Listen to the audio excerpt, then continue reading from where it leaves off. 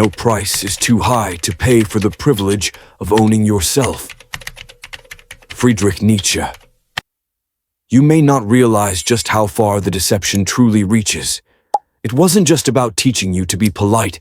It was about conditioning you to sever your own power and call that mutilation virtue. You were trained to glorify your own obedience, taught to shrink yourself and feel noble about it. Like a well-behaved animal, you learned to wag your tail whenever disapproval was in the room. And when she frowns, when her warmth disappears, when her gaze turns cold, you panic, you start performing, you apologize, you scramble to win her back. And all the while you believe you're doing what a good man is supposed to do. But nature already told us this. The weak will always find a way to moralize their submission and call it goodness. What you think is virtue is nothing but fear, dressed in a halo. You were not broken by cruelty. You were broken by your desperation to be loved. You betrayed your own integrity just to win a smile. You abandoned your principles for a kiss. You reshaped your very soul to be less bold, less masculine, less you, and still, she left. Or worse, she stayed, but with growing disrespect, because you were the one who showed her that your manhood could be bought, and all it cost was a momentary withdrawal of her affection. Most men fall apart at this. They call it love. But what they're chasing is survival. They want peace, even if the price is losing their center. And when they're used, discarded, or betrayed, they crawl back. Not from strength, but from addiction. Because if you have no spine, pain becomes the only familiar thing you can hold on to. If this stirred something you've buried for too long, subscribe to Philosoul not to follow a trend, but to remember who you were before you bent. But then she encounters him. The one man who doesn't collapse when her warmth fades. The man who doesn't adjust his standards just to win back her affection. The man who refuses to play along with emotional performances. Who remains still when faced with silence used as a weapon. The Stoic man. The man who doesn't need her in order to feel like he exists. And that terrifies her. She doesn't fear him because he's dangerous. She fears him because he is untouchable. He cannot be conditioned. He cannot be manipulated. He does not crave her gaze to feel whole. He does not revolve around her moods like a loyal pet fetching emotional breadcrumbs. And so she is forced to confront something ancient, something primal, a man who has stepped outside the psychological matrix she was taught to control. Nietzsche wrote, "The higher man is distinguished from the lower by his fearlessness in facing the abyss." And the Stoic man, he has faced that abyss. He has stared into the empty void of abandonment and did not beg. He has met silence and did not disintegrate. He has stood unloved and still recognized himself in the mirror. Because he was shaped by loss, not destroyed by it. He does not fear walking away, because he has walked alone before. And in that solitude he found strength, not sorrow. His aloneness is not a cage, it is a stronghold. He no longer tolerates disrespect, because he refuses to be the version of himself who once did. He does not beg, he does not chase. He will never plead for the attention of someone who uses love as a leash. He is not a servant to her validation. He is the sovereign of his own soul. And that more than anything is what makes her tremble, because most men are easy to break. Withdraw a little affection and they fold. Raise your voice and they shrink. Threaten to leave and they rush to promise change. But this man does nothing. He remains still. And in that stillness, she watches her entire script fall apart. The lines she used to rehearse no longer work. The buttons she always pressed return no signal.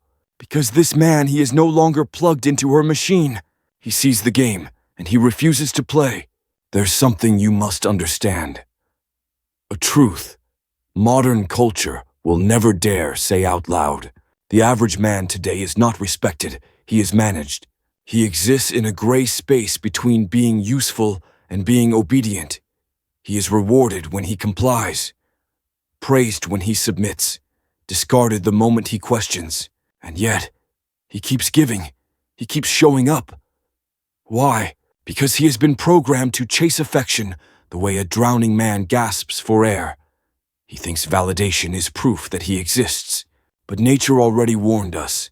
He who does not have the strength to be alone will always be a slave. Most men today, they are slaves, and they call it love. They give away their vision. They surrender their principles. They hand over their time and their voice, all in the hope that this will buy them peace. And for a time, it seems to work. She smiles, she softens, she opens. But that warmth is not real. It is velvet over a trap. Behind it lies an unwritten contract. You must remain easy, predictable, pleasing, soft. The moment you assert something that unsettles her, the contract dissolves. And most men, terrified of being emotionally exiled, scramble back into line. But not the Stoic man. He doesn't fear exile. He's lived there. And he discovered something most men never will, that it is better to be alone in truth than adored in betrayal. He will not shrink just to make her comfortable. He will not lie just to be liked.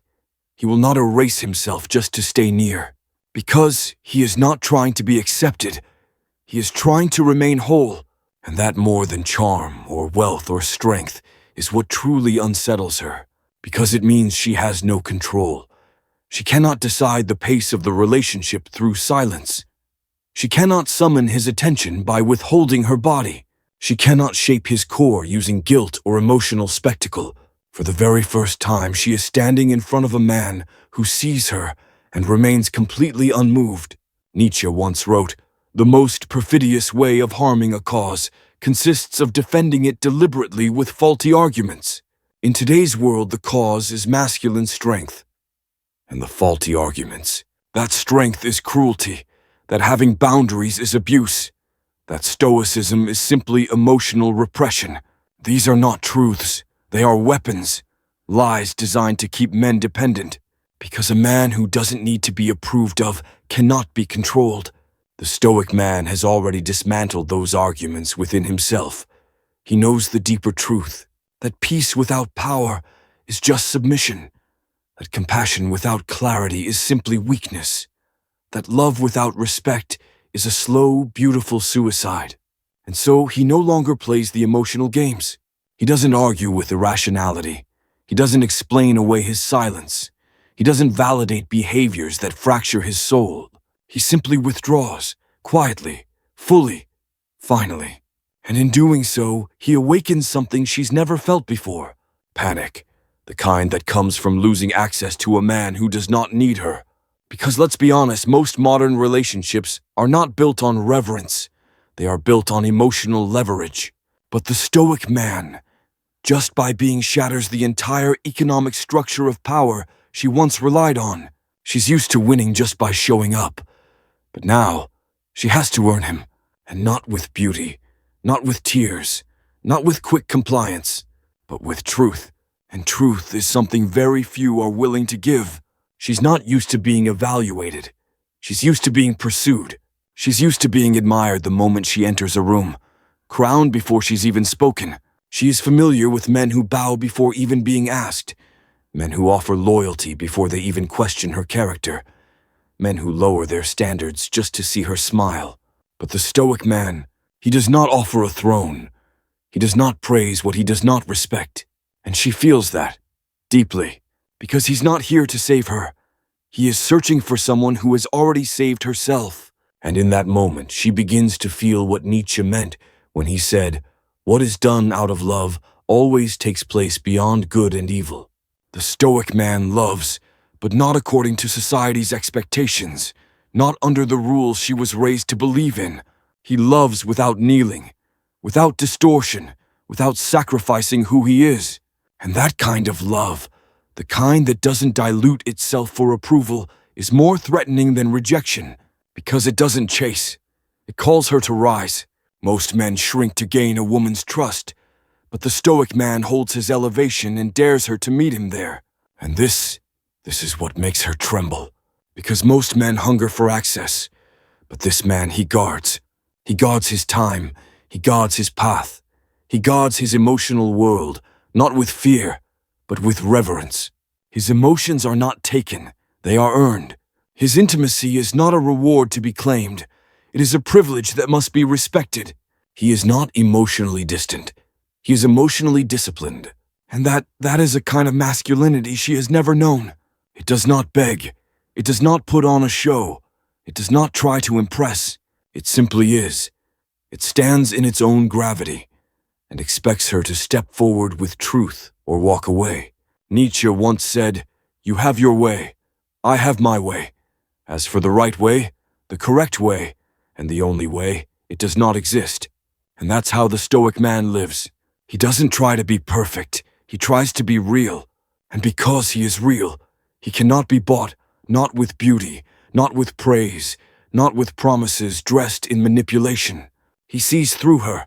He sees her thirst for control wrapped in vulnerability. He sees her test disguised as affection. He sees her chaos packaged as passion. And he calls it out, not with words, but with silence, with refusal. He doesn't respond. He doesn't reward it. He doesn't bend, because he is not here to calm her nervous system. He is here to guard his own.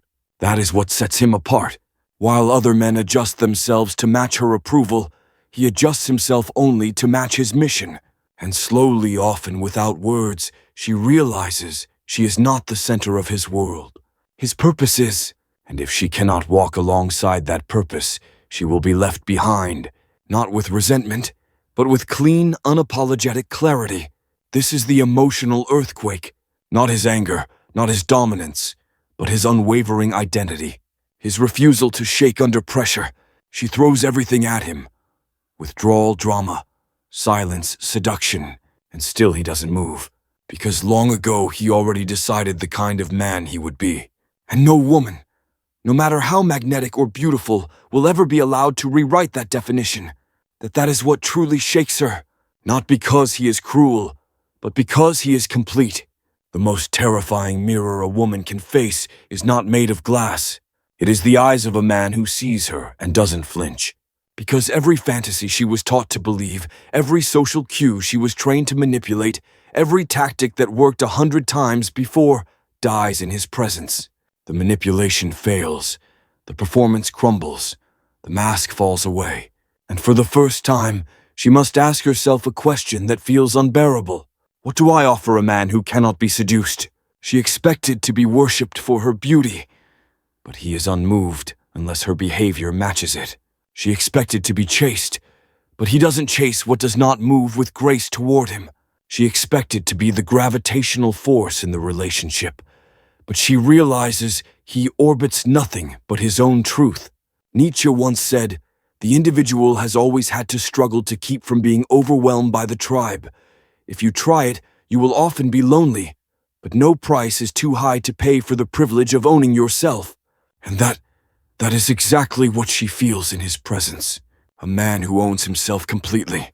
She has no power over him, not because he is closed, but because he is clear. He doesn't need her to confirm who he is. His masculinity does not tremble under her disapproval.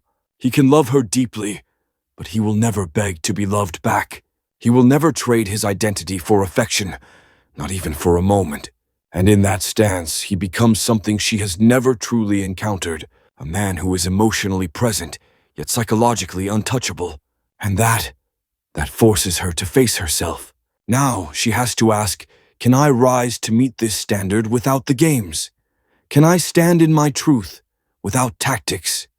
Can I give without needing to govern? Most can't, because most have never had to. They've been surrounded by men who cave under pressure, men who confuse love with disappearing, men who offer their crown in exchange for comfort. But the Stoic man, he does not bargain. He offers, and if his offer is not respected, he takes it back. No arguments, no threats, no drawn-out exit.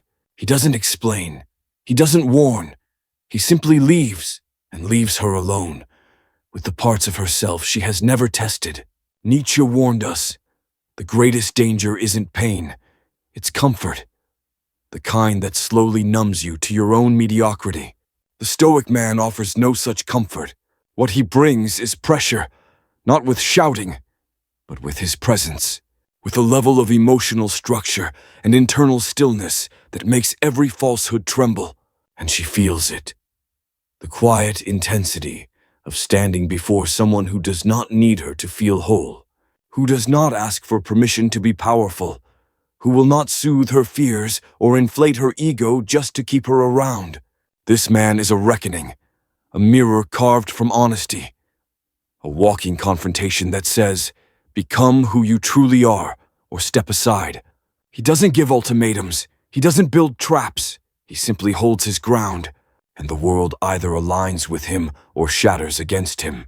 The Stoic man doesn't rewrite the rules. He reveals them. He shows that most love isn't love. It's power wearing affection's face. That most relationships aren't built on truth, but on quiet threats. If you don't make me feel the way I want to feel, I will disappear. That's the real contract, signed in silence, paid for with your dignity. But the Stoic man burns that contract the moment he arrives. He refuses love that comes with a leash. He will not kneel to moods or barter his self-respect. He has chosen something higher than approval. He has chosen himself. And that choice, that sacred decision, is what Nietzsche called the beginning of all true power. Because how can you claim to be free if your peace can be purchased with validation? How can you call yourself strong if your standards collapse in the face of silence? How can you say you are a man if your emotions must be supervised by someone else? The Stoic man has lived it all. He's faced the tears meant to manipulate him, the affection dangled like bait, the weaponized silence rehearsed to stir his reaction. But none of it works, not anymore, because he has seen through the mask. Nietzsche wrote, "He who fights with monsters should see to it that he does not become one. And if you gaze long into an abyss, the abyss also gazes into you." And the Stoic man, he has done exactly that. He has looked straight into the abyss of emotional dependence. He has faced the version of himself that once begged, that once bent and bled for love that was never really love. And he ended that version, quietly, completely, without apology. He does not hate her. He has simply grown past the reach of her control, and now she sees it. He doesn't flinch when she's angry. He doesn't spiral when she's cold. He doesn't dance when she throws a tantrum. He simply remains, not distant, not cruel, just centered. And that presence, that still unwavering presence, shakes her to her core. Because without saying a word, he tells her, "I am not here for your chaos. I am here for truth. Match it, or I walk." She is no longer the gravity in the room, no longer the prize, no longer the quiet manipulator behind the curtain. She is just one soul standing before another. And this time, none of her tricks work. Now she must choose rise or retreat. Nietzsche would call this the moment of self-overcoming, the moment where she must give up control and walk through fire to stand beside a man who no longer bends. But few ever do, because truth has a cost, and most would rather keep their power than risk losing who they think they are. This is why Stoic men are feared, not because they are cruel, but because they leave no middle ground. They force transformation, or they force distance. There is no halfway love here. Not with him. Most men you meet are still trying to be liked, trying to be chosen, trying to be understood. They are offering something patience, loyalty, charm, hoping it earns them a place at a table never meant for them. But the Stoic man, he is not offering. He is not waiting. He is not adjusting his value to fit someone else's vision. He is the table. He does not chase. He summons. And not through pride, but through alignment. His life is not a resume he hopes you'll admire. This is Philosoul, where the mirror shatters, and the man you were born to be takes his first step. Thank you for watching. Walk your path with quiet strength.